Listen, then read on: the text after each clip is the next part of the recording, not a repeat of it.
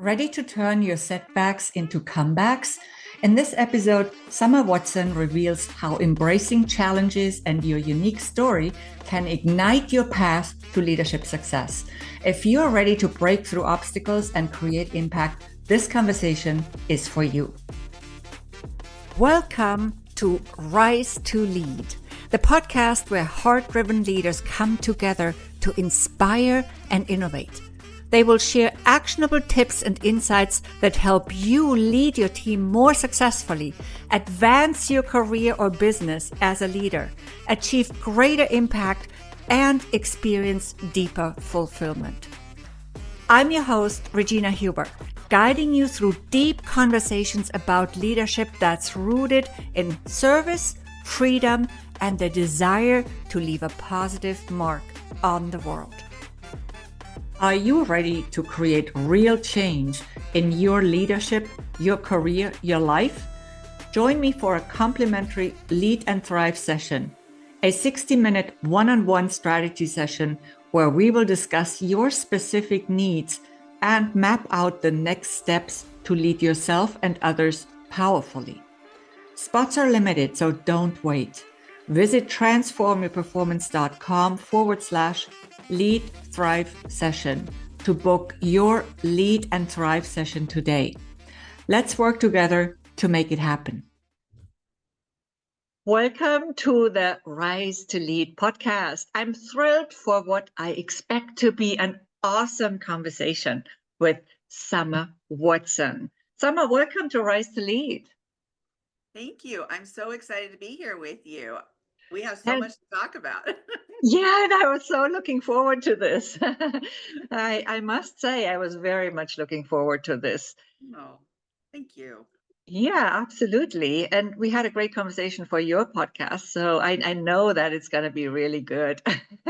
Yes, I was excited to have you on my podcast as well, which was a fantastic conversation. So I can't wait to continue the conversation here. Yes, absolutely. Let me quickly introduce you to our beloved listeners. Dr. Summer Watson is a high performance coach, doctor of psychology, podcaster, event producer, live show host, author, mentor, and military spouse for over 21 years. Dr. Watson is also the owner of Core Women, which supports companies to develop thriving cross-generational leadership and mentorship programs, fostering healthy and sustainable communities. I love this. This is the first time we're talking about this on the show, so really good. CORE stands for how we kinetically connect, organically learn from one another, reshape lives through diverse interaction, and empower one another to promote change, which are values that run through everything Dr. Watson does, from running her business, podcasting, to creating community events and community development. So CORE, KORE, kinetically connect, organically learn from one another, reshape lives through diverse interaction, and empower one another. And we're going to talk more about this in just a bit. It sounds awesome to me. Well, I'm excited to talk about all of this. Where would you like to start? Tell us first more about summer. What brought out the summer that we see today? Well, sunshine, summer, Exactly. the months between. No, It's cold here, but sunshine, it's yes. always been a joke. My name I has know. always been, I mean, material for something. And so it's always been a great intro, right? Just my name in itself. So, I think where it all began, I grew up in California Mhm. and I loved it in a little beach town in Northern California.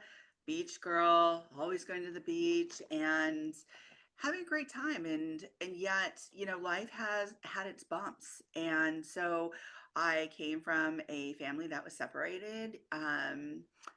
My mom and dad separated or divorced early on. And as that evolved, I stayed with my grandparents and then, with my father, who was just, he was an interesting person.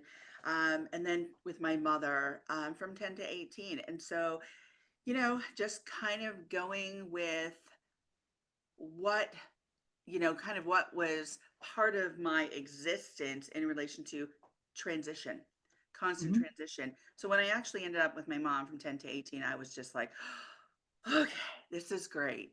Being with somebody that I really loved, being somebody that was nurturing and set the foundation for me as I grew up. And a lot of young women will say, oh, I didn't have a great relationship with my mom. My mom and I were best friends. And even as a teenager, where you're going through these changes in your life, hormonal changes, all these different changes, we still were good friends. And she would ask me questions, and I'd be really honest, because from very early on, my mother would really help me understand whether or not it was bodily changes, it was, changes that I had questions about boys, questions about, just relationships, you Mhm. name it. And she wanted to be very open about that. So that really helped set a foundation for who I am. And then just innately, my mom always said, you were always happy, regardless of what you went through. And very early on, at 6 months of age, I had a hole in my small intestine. And so I ended up going into a coma, and they just didn't really know if I was going to make it through that. And so Mm. since that time, I had surgery after surgery after surgery up until about age 36. So, Wow. um, as I said, life isn't always easy, and that's just a part of the story, right? It's not everything about the story. So then I go off to college, and that was an exciting experience. I went to Berkeley, and from Berkeley, I went to law school. Decided to, after a certain period of time in law school, make a U-turn, and I ended up in the human services field or arena, and that was working with programs, people, and communities, developing large countywide programs. And then it ended up that I went into clinical psychology and started working in hospitals. And I really loved it. I started doing triage work, it was emergency medicine. And so started really looking at and assessing how people function, from behavior, mental, mindset, you name it. And so from there, really just developed my skill set and really did hundreds, if not thousands, of assessments. And so that really helped hone that skill as well. And looking at not just the human, but the systems they came from, their medical background, all these different perspectives and variables that influence behavior, mindset, and how somebody functioned as a human being holistically. And so, one of the things as I was going through school, my master's, my doctorate, I really function from a Adlerian perspective. So Alfred Adler was a partner with Freud, but he deviated from Freud because he said to Freud, I think there's more. I think there's more than the subconscious. I think there's more than psychosexual. And so he kind of made a turn away from Freud because he said human beings really function from more of a holistic perspective. So yes, it's the subconscious, but also things such as the systems they're in, the communities they're in, and all these different variables he was considering. And so he said, those are the things that influence how we act, how we think. And so I really appreciated that with Alfred Adler. So I became somebody who studied Adlerian psychology, and really those are some of his principles and tenets I really have influenced everything that I do today.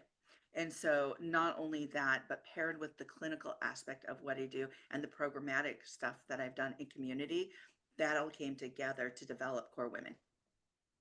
Okay. Well, that is very interesting. Yes, I totally agree. Everything somehow fits together, and we cannot separate one aspect from the other. And of course, yes, where we are and how we grow up and all of that also conditions us subconsciously.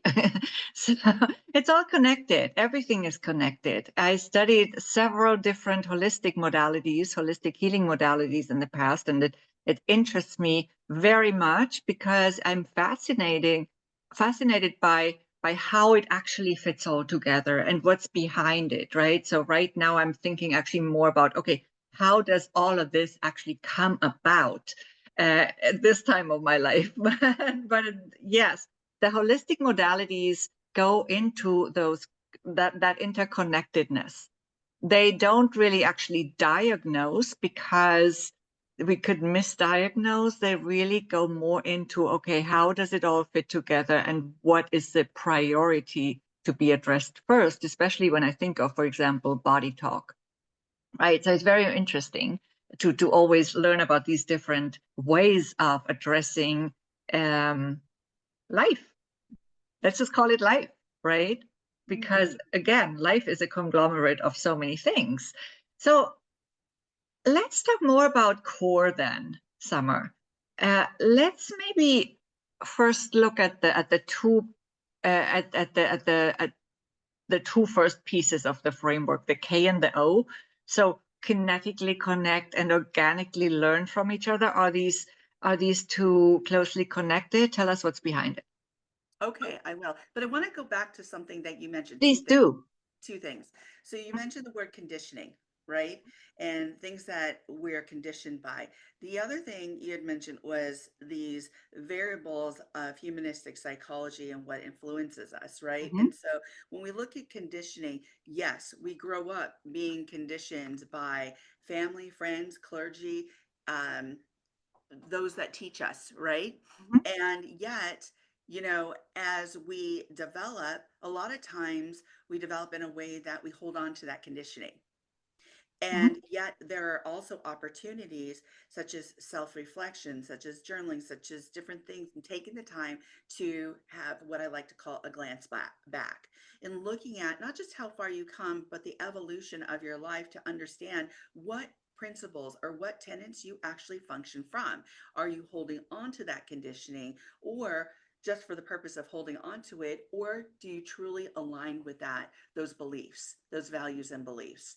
And so that's something that I would throw out there too, is that conditioning is a very interesting word because it gets me thinking about a lot and how we attend to ourselves, do some introspection, how we live our lives, and are we just holding on to things because that's what we were taught, but yet we're not in alignment with what we were taught and what our true beliefs are. So it's a good point of reflection when you think about right. conditioning.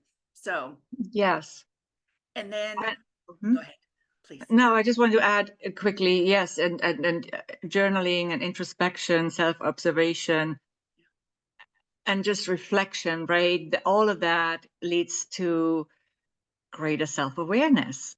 And that Abs- is really what's super important when we want to lead ourselves better. So please go Absolutely. on. Mhm, And then the other part of that was the humanistic component of this. mhm, So Alfred Adler was the modern father of holistic psychology. And that's why I really attend to, his principles because he was able to separate from Freud and say there's a different way of doing things. There's a different way of looking at things. But it didn't mean that he omitted or said, I'm going to poo-poo on um, the subconscious. But what he did say is there are formative years here from 0 to 5. Let's take a look at those. Let's look at those and the influences on that age frame. He looked at sibling order. He looked at the influence of society on the human being, where we start depressing or where we start feeling like there's something that's not quite right or in alignment, and people look at themselves from a community perspective, saying, my value is how I fit into community. And so that's where, I began the light bulb came on. Not to say that he's the only theorist or the only doctor that has a concept about holistic psychology, but he was that founder. He was that foundation from the very beginning, which was exciting. So when I learned this, I was like, wow, okay, there's a different way. And that influence, as you said, you mentioned something about assessment or clinical, not diagnosing. And so one of the things as a clinician, I thought we had to be, and if you look at the medical field, a lot of times we are given 15 minutes with a client and we have to make quick decisions. So we mhm, need to understand what it means to assess quickly, to triage, right? And so that assessment comes with the self reporting, the phenomenology, something that somebody says to you in regards to their subjective view. It's not from an objective standpoint. So you do the best that you can to not influence what they're saying and just get the story. And that's where, and we'll get hopefully get into maybe some of this later, emotional agility and adaptive responsiveness, what that means to a human being.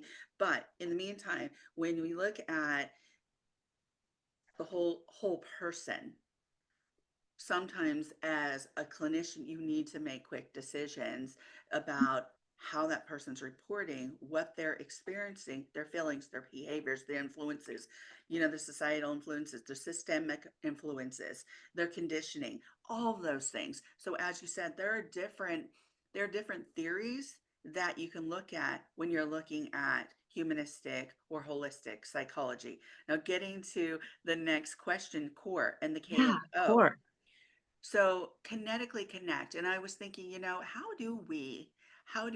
and this was frameworked around women. When I created Core Women in 2018, it was, let me just step back in my story a little bit. Mhm. I grew up in the 80s. So the things that I learned back in the 80s for women primarily was from things like MTV, or it was from movies, right? So, especially in the business aspect. So, it was like watching Baby Boom, uh, 9 to 5. It was, the movies, the things that I was watching were influencing me because I didn't have a lot of women that I knew that were entrepreneurs, that were in big business. And the things that I was learning is, hey, are you really invited to that table? Are you breaking the glass ceiling? Are you having to do A, B, and C? And that's what was being shown, being, displayed in these movies, right? And so as I came up through the ranks, I thought, okay, where do I fit in? How do I get an invite to the table? And as my professional background evolved, I kept thinking, well, is it an invite or do I create my own table? Right. And so when I decided, after years of being in the corporate industry, the nonprofit industry, the government industry, it was, how do I want to juggle this? What do I want to look at in regards to developing my own business? Because after 21 years of being a military spouse and going from place to place to place with my husband and having to transition all the time because of his career path, it's never what I thought about my career path. I always thought I'm going to have that big office with the corner, with the window. That's just not how it rolled out. As a military Mhm. spouse, you're dealing with a different microculture. And so when I developed my business, I thought, well, how are we as women kinetically connecting? As we move through the world, what does this feel like? What is that connection? As we move, like physically move, are we standing still? Are we taking that pause to really understand one another? Because what I also saw was a lot of division between women. And I thought, we need to do better than this. There's so much more we can do to bring the community of women together. And so that's where that organically, the next step of that, how do we organically learn from one another? How do we embrace each other? And so that's where my podcast also came in, is because I wanted to know more about the phenomenology or the lived experience of women. And so I also wanted to create a platform that was a community, that brought women together as a community where we could talk and exchange and have these organic conversations where we could learn more about each other. So that's where I began to put the acronym for CORE together. Okay. Yeah, that was also going to be one of my questions. So thanks for answering. Alrighty. Yeah, why don't we talk a little bit about uh, the rest of the core framework before we move on, because I do have some more questions for you that intrigue me a lot. But I would like our audience to know a little bit more about also the other two aspects, the reshaped life through diverse interaction. I have an idea of what that could mean, but I'm curious to find out more and empower one another to promote change. So when I thought about the R, I Mhm. come from a very diverse background. So my mom is Armenian and European, and my dad is Filipino and Hispanic. And throughout my life, I thought, where I'm so diverse, but where do I fit in? Am I enough of this?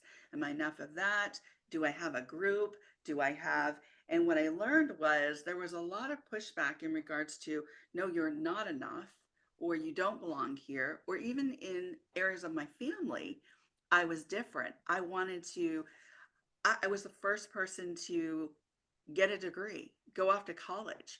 Um, and Yet that didn't mean that there weren't successful people in my family. They absolutely were. I mean, my grandmother functioned off an eighth grade education, and yet they never had debt. They bought a house in California. They had car. I mean, I look back and go, wow, they were successful, right? Very successful. But for some reason, they didn't understand many times my view of the world or how I wanted to evolve or the ways that I wanted to evolve and where I wanted to go with that because they had never experienced that. And so, which was okay. And my grandfather on my other side, my maternal side, he was a very successful entrepreneur. But he also thought, well, women are secretaries. Women are who they marry, right? And so, yet he had a mom who was a very successful entrepreneur, but that's just how he raised his children, his daughters. And so I looked at these different influences and where I fit in and having that diverse background. And I thought, well, how do we hold each other up in our diversity? What does that look like? How do we embrace that? And how are we open to that? Because I always felt like, well, if I don't fit in here or fit in there, I'm going to figure out where I do. And I finally realized as I took a step back, I thought, I don't have to fit in anywhere. I can create my own spaces and also be part of other people's spaces and just be, right? Be summer. And a lot of times that's exactly what happened because let me give you an example. I had a good friend who I went to Berkeley with, and her group wasn't necessarily embracing of me. And they said, well, she's not one of us. And I was like, so we had deep discussions about that. What does that mean? Are we going to lose friends because of this? How do we fit in as like a pair, as a friend, as a friendship? And I said, you know what? Let's just not worry about it. Let's not overthink it. Let's let them get to know me, right? And they did. And soon thereafter, it was like, hey, Summer, what's up? Come on, join our party. Let's do this. So, that was a learning curve. That was a learning experience, having those deep discussions, going to taking courses that had a lot to do with cultural diversity from African American film to Native American literature to you name it. I took courses because I loved learning about different cultures. So that's really where that framework came from. And then empower each other to promote change, the E in that. Working in community, working in nonprofit, working in the medical field, and having to understand what resources people needed, how to build community programs, working collaboratively with huge counties in the state of California. That gave me a better understanding of how to empower people, bring community together to be able to make change. It wasn't going into a system and saying, I want or I think A, B, and C should happen. It was assessing those communities, bringing them in, having open communication around the table, and seeing what would work for them in relation to the changes that were being suggested. And so doing that and having that experience really opened my eyes to every system is different, but how do we work within that system? How do you work with that system and try and make the changes that are going to better influence and support those systems, those communities? So that's where really the empower people to make change really came into play. Plus, I was empowered. I was empowered by my own mother who came up a certain way, was brought up a certain way. As I said, I mentioned her dad believed that women were valued because of who they married, or maybe, being able to help it coming from a administrative perspective, but not necessarily being the boss, right? And so Mhm. she wanted to give me a different foundation. And she said, you can do whatever you want. You are not defined by A, B, or C. Go out and create your own definition of self. Right. And not everybody has that, right? Not Right. everybody has that encouragement. So we also need to honor that a lot of people don't have it, and not necessarily because their parents don't believe this, but they might not say it because they might just be, different personalities. Yeah, We see that too, right? So absolutely. And I if was also, I always like to say, you don't need a role model. Frankly, somehow the only role model I had was Pippi Longstocking, and that was just enough. And that was just I fine with me. I love Pippi Longstocking, Annika, her friend. I used to watch that I think it came on Sundays in the United States for me. And Uh-huh. I love that. I read the books, I watched the show. It was a lot of fun. And I loved her spirit, right? Yeah, And that spirit was something that, as I watched that, I thought, I want to be that free. How can you be that free? How can you be that self directed? What does that look like? exactly. And so for me, that's why that show was meaningful, because I wanted to know how to do that. Yeah, be that free spirit. Yeah, Think for yourself. Don't be limited by what everybody else around you thinks, right. because also, diversity doesn't come only in external features, it comes in thinking as well. And sometimes we are just the one person that thinks differently in our family, even though we might look the same or pretty much. And that's something that I would say happened to me a little bit as well. Um, and happens to a lot of other people, right? And it is so individual what that could feel or look like. I think most people we talk to would probably say, I felt different. Most people I have met would say that in some way. They might not have the same different as you, Summer, right? But a lot of people, because when we are younger, we sometimes think we are the only ones in Yeah, that situation. And later we talk to people and we find out, oh, it's actually other people are feeling that same way.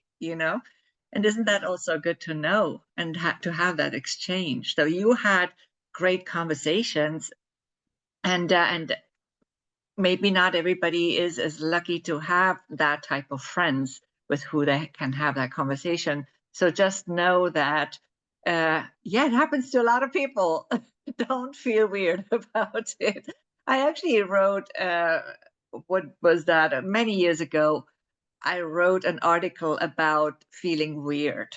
And I can't remember all the details, but it was about being okay with weird, or whatever your word is for it, you know, whether you feel like a stranger, whether you feel weird, whether you feel not enough, whether you feel just different, it does not matter. You are fine. And it's about what we believe about ourselves, and there's so much value in uniqueness. That's what we need to see also.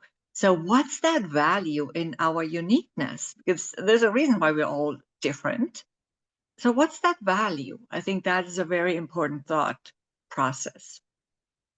absolutely. I think definitely, what is that value? And I'm going to go back to what you said about everybody's experience or the commonalities, right? Or there's this when we learn about each other's experiences, Mhm. there are those connections of, you went through something similar.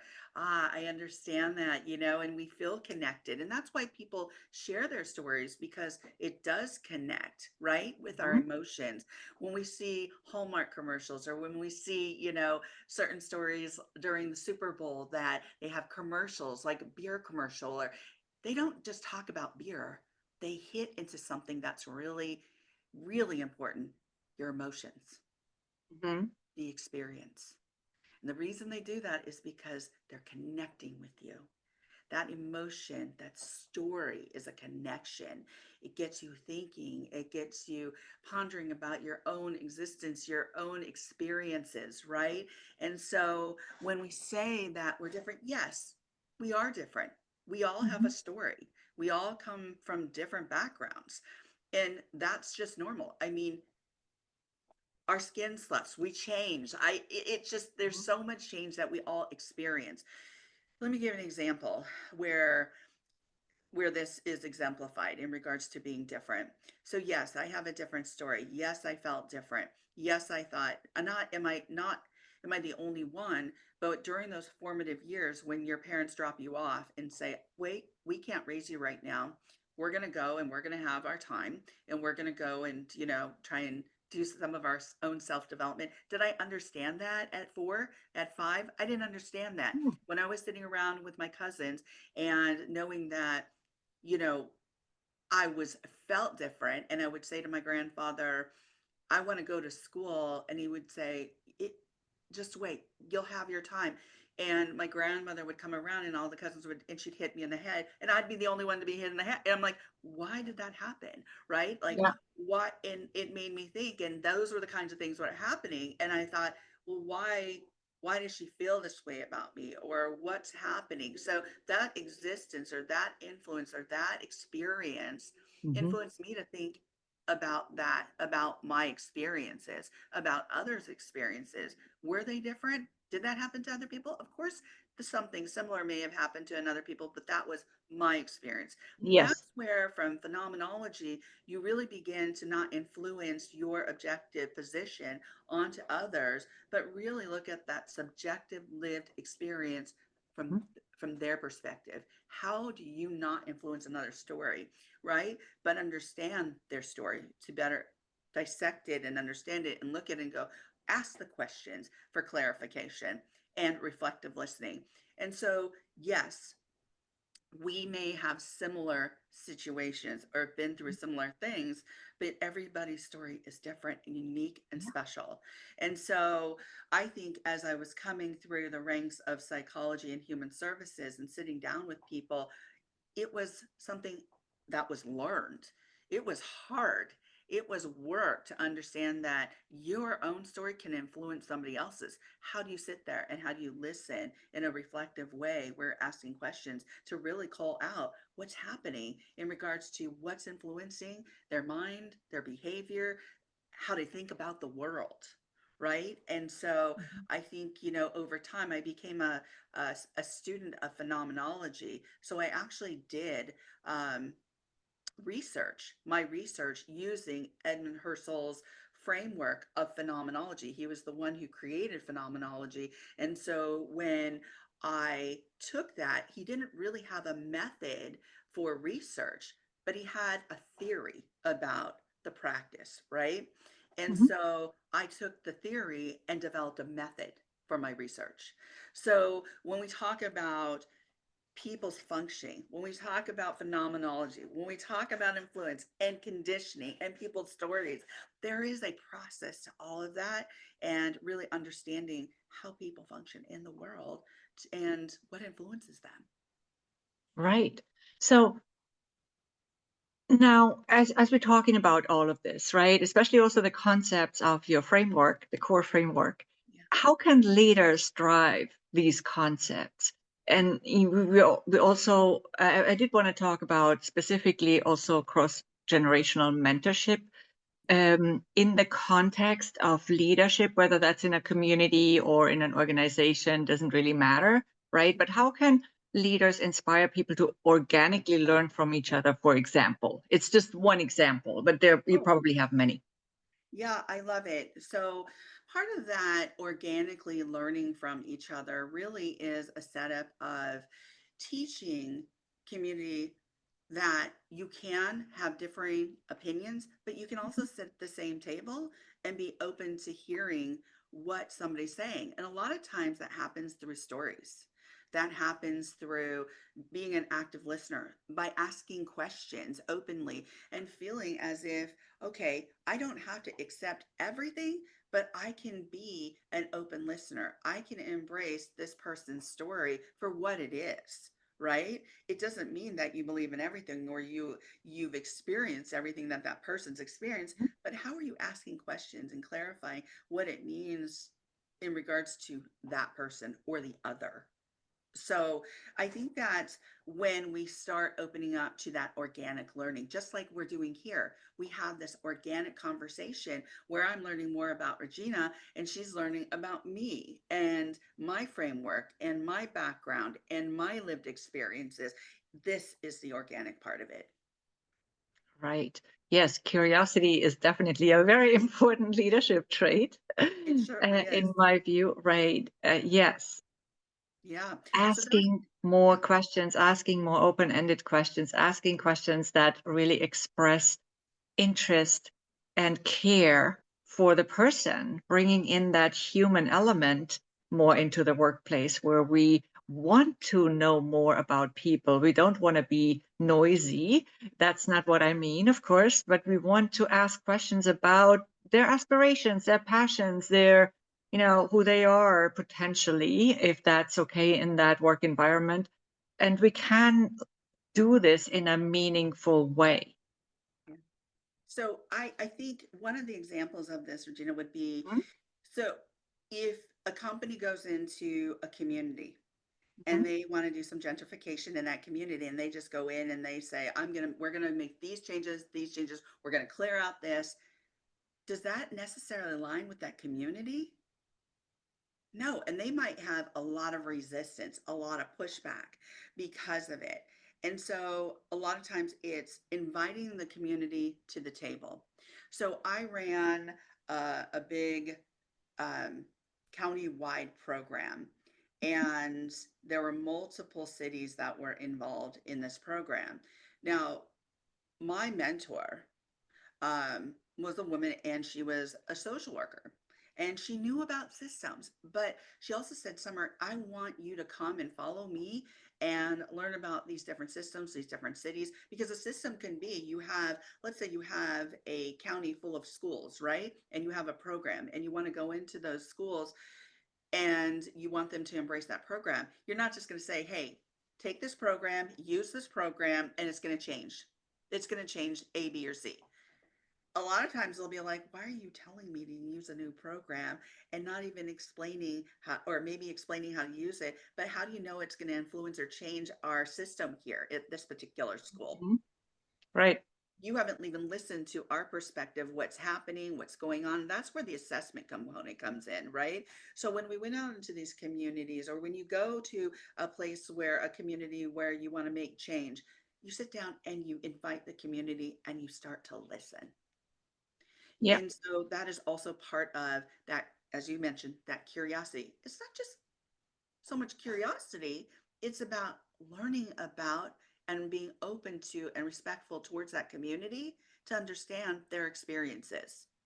So how is a program going to not just influence them or your perception of change them for the better, but how is it going to, in fact, influence them and change them, whether or not it's for the better or for not, right? Because we might, if you go into a community and you want to create some gentrification or whatever you want to call it, what if you go in there and you put people out of homes that now they're displaced, or now people are feeling not part of a community or not having the connection that they used to have, or they're feeling a loss of A, B, or C, or disconnected from the community. That's going to create dissension and that's going to create separation within that community. Mhm. And so working with the community is a very strategic thing in relation to understanding not this their experiences, but what their needs are, what their pain points are,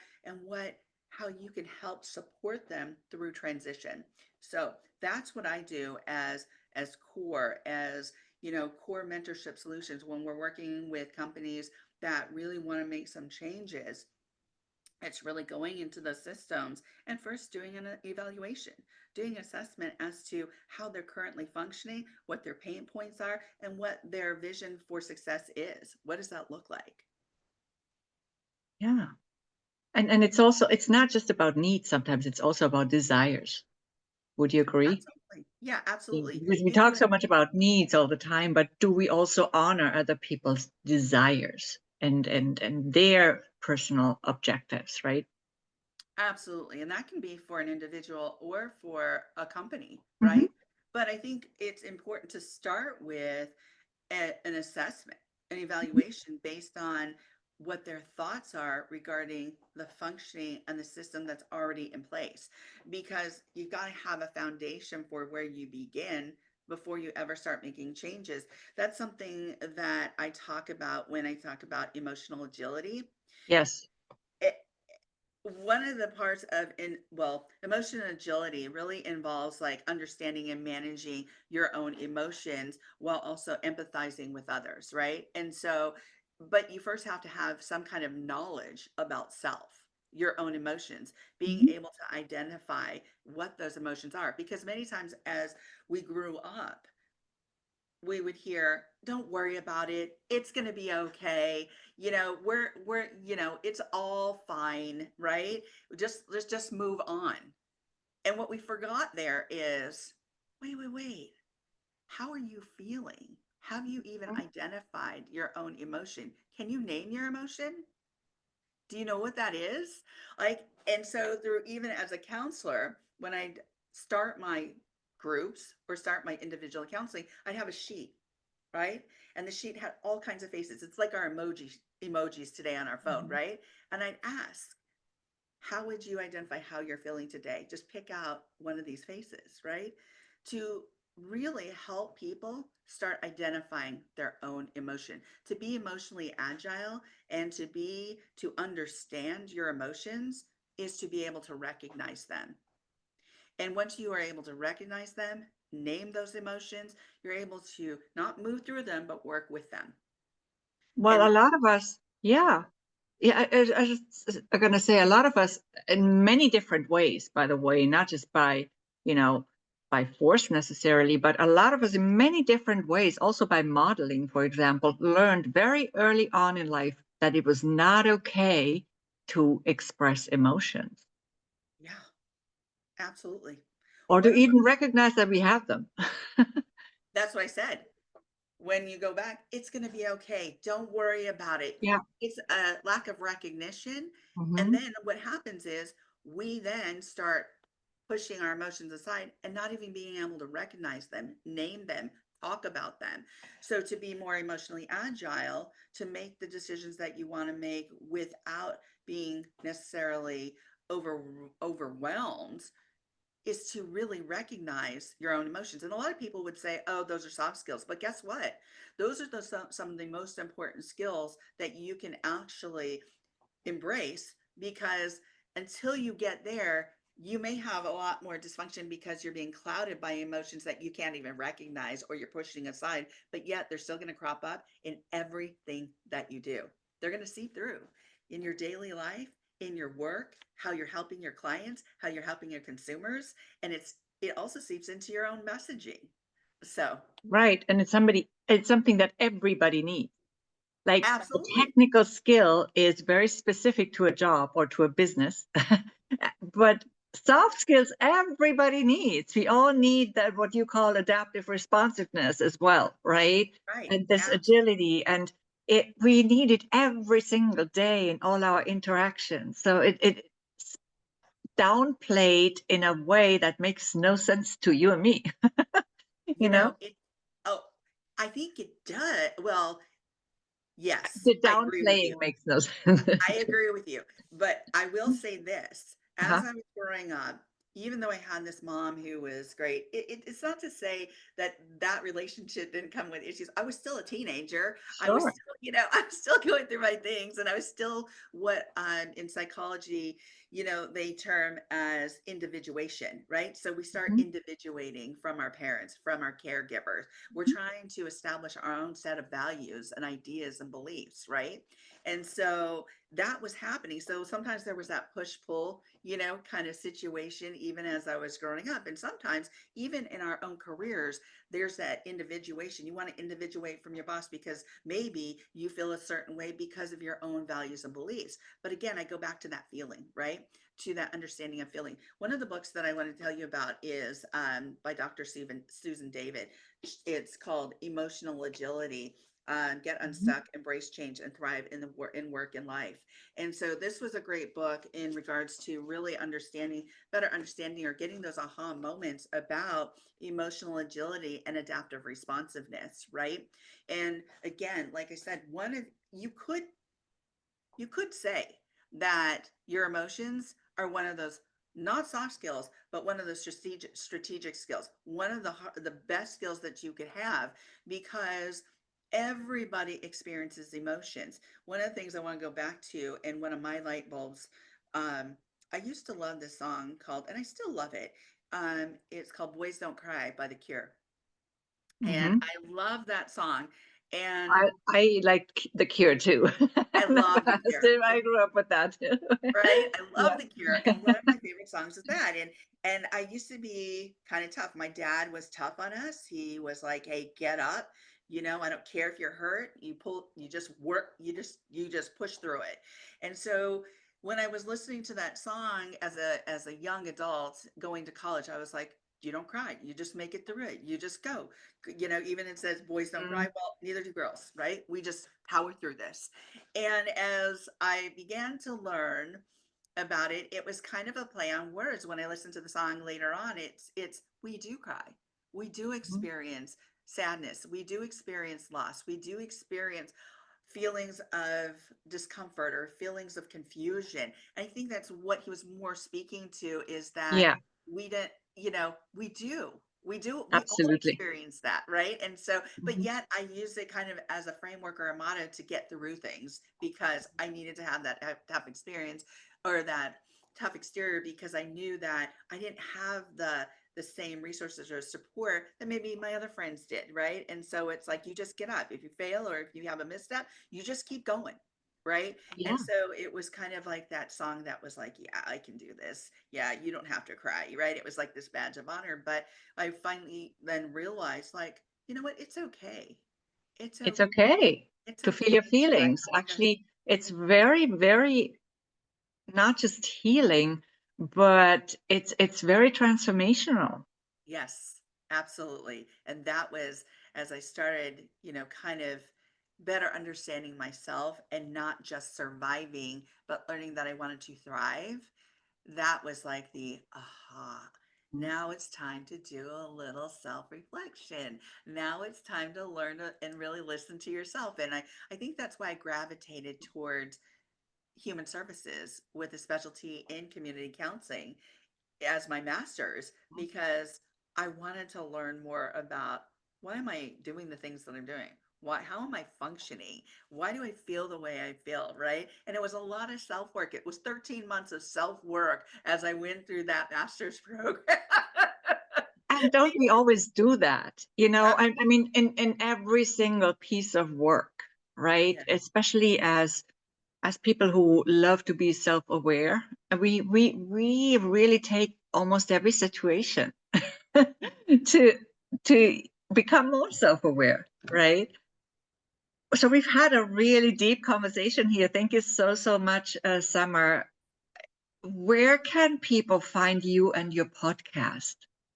So my podcast, it can be found on almost any podcast platform. Hmm. So it's also found on YouTube. It's the Core Women podcast, and it's Hmm. been around since, I think, for the last 7 years.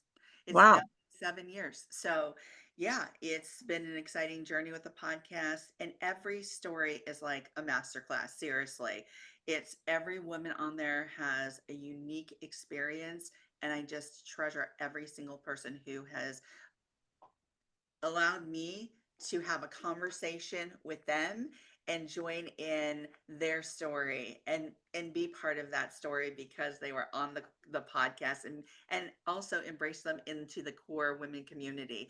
And it was funny, and I just want to mention this too, is core women started out just for women, and a lot of men were like saying, "Hey, Summer, I love what you do. Can you have a core minute?" And I was like, "No, I don't think I can start another podcast, but we can do lives, we can do this." And so as the company evolved, and thank you for asking where they could find the podcast, but as Mhm. the company evolved, yeah, I started thinking, gosh, I need to embrace men. And that's where Core Mentorship Solutions, that's where some of my other programs, my other digital and in-person conferences and seminars really came into play, because it did involve both men and women in the community.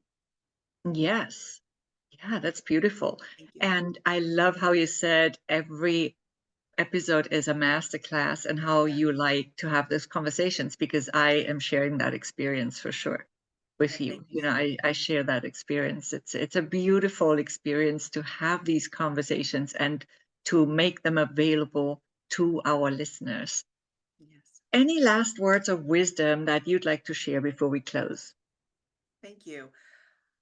I think the words of wisdom that I would like to share is, if you're experiencing resistance in some way or some form, whether as an individual or in a business, there's a way and a process of fleshing that out and better understanding it. And remember, you're never alone. You're never alone. There are always people to reach out to. There's always podcasts to listen to. There's always people that want to hear your experiences and be of support. So never think that you're alone.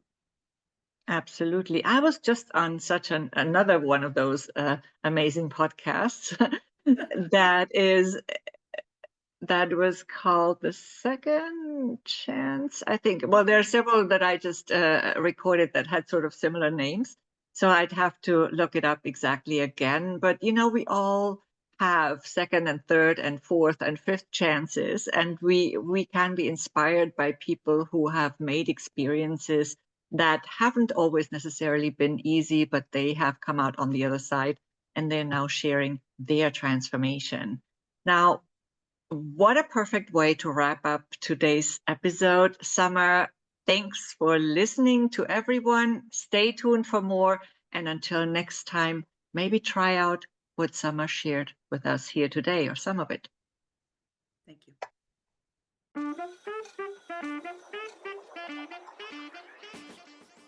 Thank you for tuning in to Rise to Lead. Keep shining your light, standing up for what's right, and inspiring others to step into their brilliance. If you like this episode, please give it a 5-star rating and subscribe to the Rise to Lead podcast on your preferred podcast app. Until next time, it's Regina Huber, and in the meantime, remember to rise to lead.